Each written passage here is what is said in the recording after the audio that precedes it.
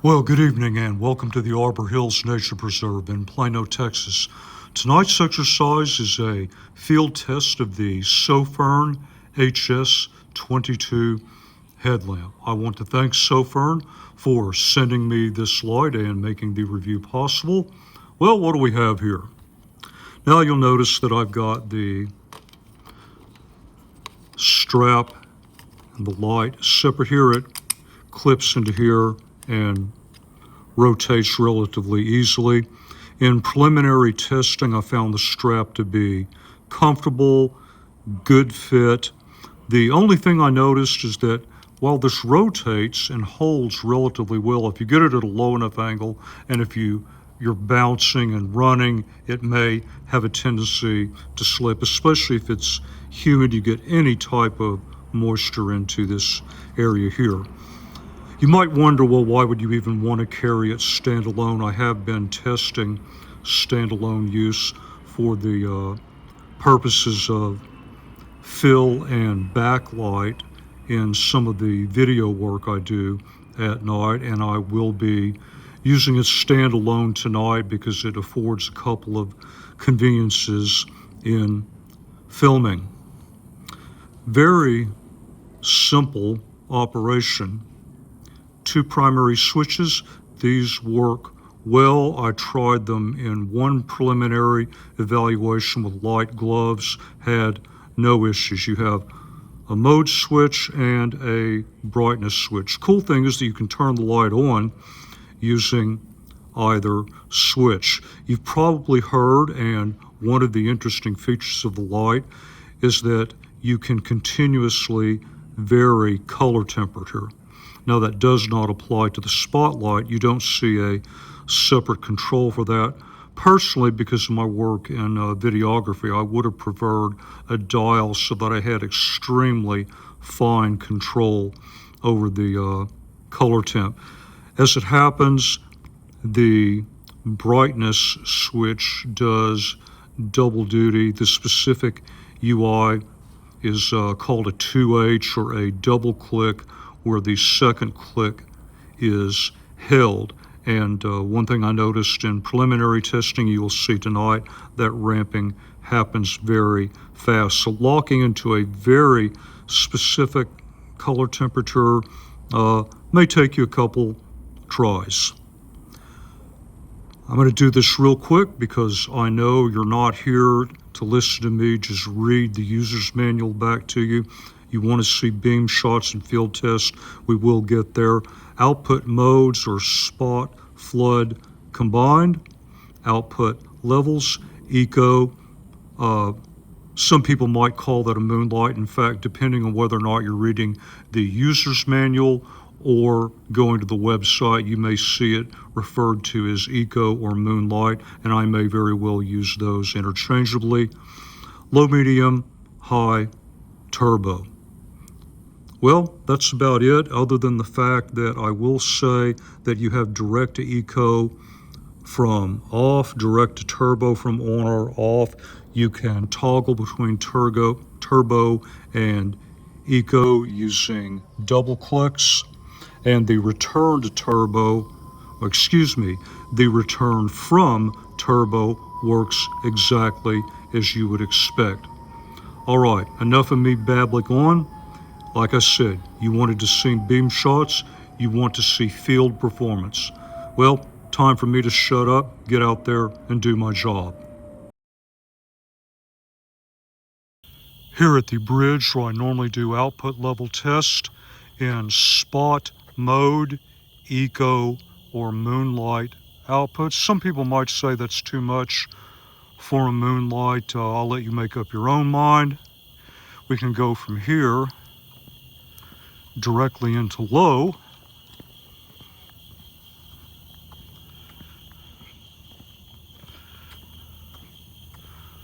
Look out over the bridge. Medium. And that already gets me to the max line of sight, which is probably about 38 yards. There might be a couple pockets back there we could get 40 or so. High. Definitely illuminating as far as I can see back into those small tree pockets. And there's the double click to turbo.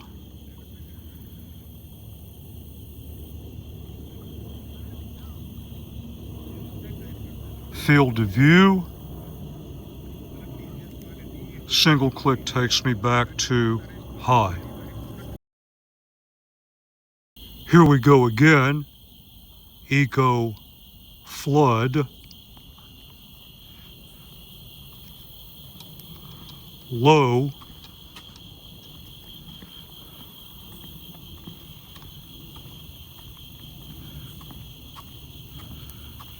Medium.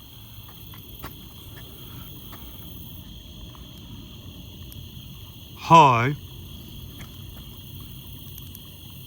And everyone's favorite, turbo. With an incredibly generous field of view and lots of heat. Combined flood and spot starting out in low, medium, high. Oh, we got some ice shine back there. And everyone's favorite, turbo.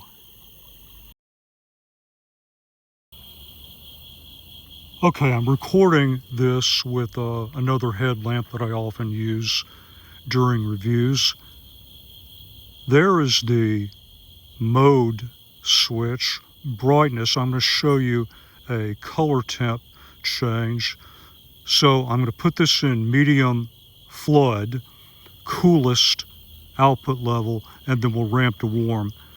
To do that, you have to do what's commonly called a 2H or a double click with a hold. So that would normally be a double click, except this time we're going to hold at the end of the second click, and then you'll get continuous ramping while you hold.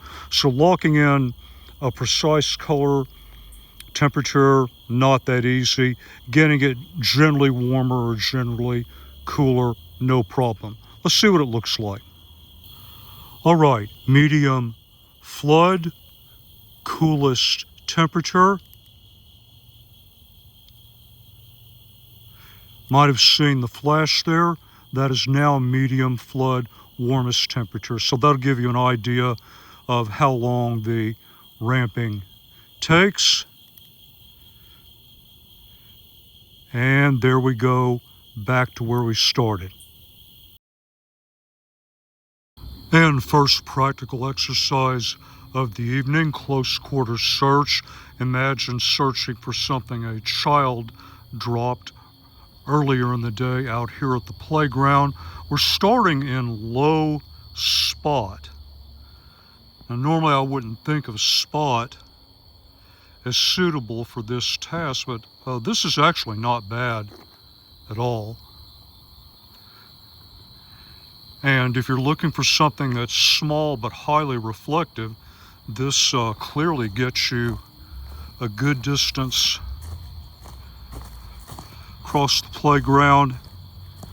Helps light up some of those darker areas right through there. Let me press and hold the mode button. Okay, now we've switched to low flood. This is something I would normally think about using. I might just want a little bit more though. Okay, medium flood. Look at the field of view that I have. Not bad downrange, not as good in the darker areas right through here. I have to get a little bit closer. But if I'm trying to do just very broad sweeps, this is working out really well. So for path following, I tend to be a fan of this combined mode. It really gives me truly the best of both worlds. I have fantastic side to side or peripheral visibility, especially up close. I can easily catch something out of the corner of my eye. I've got more than enough downrange to keep myself out of trouble. see the general slope of territory and such. Yeah, I just lock this on medium combine and go. So I've gotten off trail, you know me. I'm going to show you a quick demo here. This is medium spot. This is just kind of a fun area to explore. I'm going to look at medium, then high.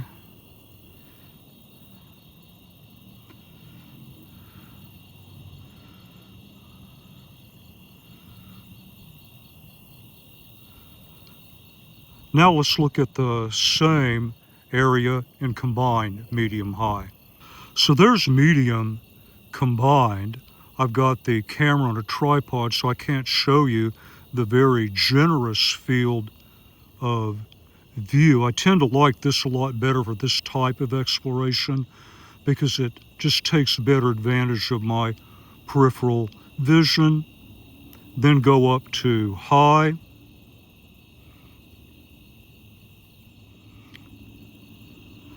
Yeah, for just general exploration, I'd be using medium high combined a lot.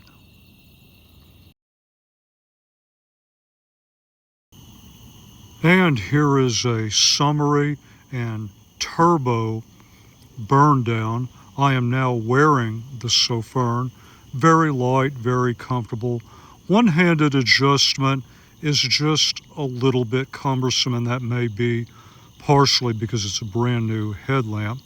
There are only a couple holes through there at this time of year that I can get the full 55 plus yards line of sight. But overall, very lightweight, very comfortable. If you like night hiking and exploration, you're going to like this headlamp.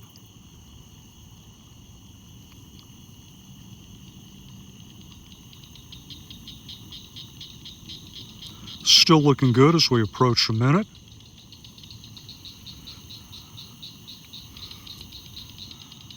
Now there is a lot of heat, of course, if I put my hand up to the light now. About 6 or 8 seconds, I'm getting to where I might want to pull my fingers away. But I don't notice anything on my forehead, although in terms of complete disclosure, I have to say that I am wearing a buff.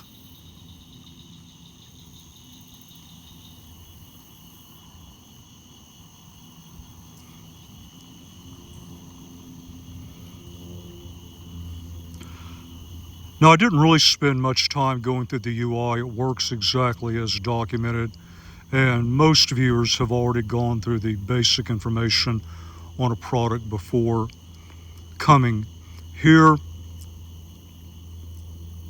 I will say the 2H may trip you up every now and then if it's new to you, but overall it's not a big deal.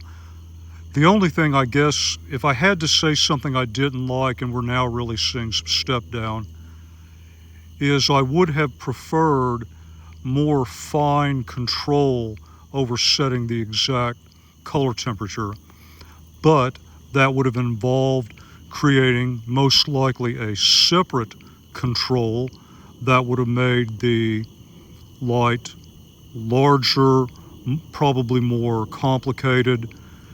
And SOFIRN is well known for value for the dollar. Quality lights, decent price. So I can understand this manufacturer making a value design decision. This headlamp was never ever intended for videography, especially the way I would use it. That's just something that I like to try and get out of a product for a bonus. And on that happy note, we are now past 3. Looks like we're in a very good steady state, so I'm going to go ahead and shut it down tonight.